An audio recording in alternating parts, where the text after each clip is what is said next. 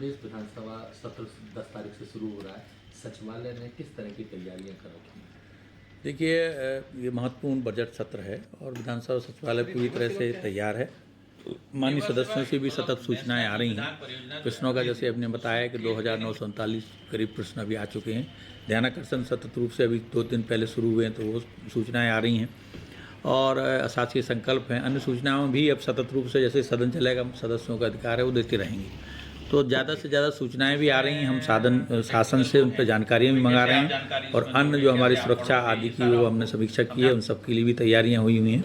और पहला जो शुरुआत होती है बजट सत्र में, क्योंकि ये वर्ष का प्रथम सत्र है, तो महामहिम राज्यपाल महोदय का इसमें अभिभाषण होगा, उससे इसकी शुरुआत होगी।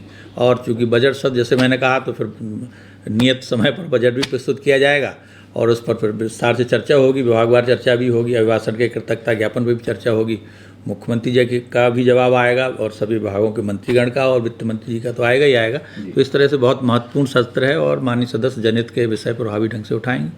15 दिवसीय सत्र में 9 बैठकें रहेंगी और पेपरलेस विधानसभा सत्र करने की बात थी विधानसभा को, उसमें कहाँ तक पहुँचे हैं, क्या प्रोग्रेस?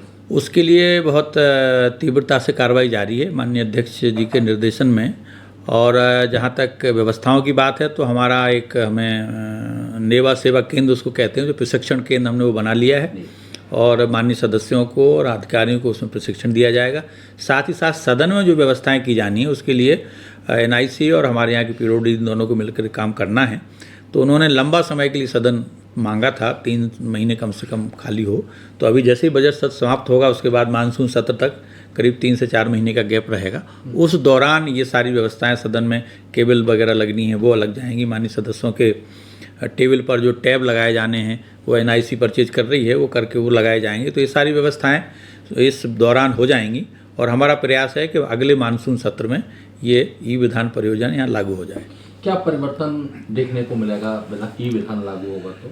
देखिए, उसमें ज़्यादातर जो जानकारियाँ होंगी वो ऑनलाइन आ जाएंगी, सॉफ्ट कॉपी में आएंगी। अभी जो बहुत सारे पेपर छप करके आते हैं, वो पेपर छप करके नहीं आएंगे। हम शासन को जानकारियाँ माननीय सदस्यों से जो भी सूचनाएं आती वो भी ऑनलाइन आएंगी। विभागों को हम भेजेंगे, वहाँ से भी ऑनलाइन जानकारी प्राप्त करेंगे।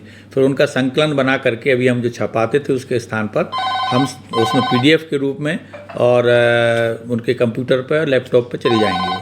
तो माननीय सदस्य उसी से अध्ययन करके, अवलोकन करके फिर सदन की कार्रवाई में भाग लेंगे और अपना वहाँ जो भी परफॉर्मेंस है वो देंगे।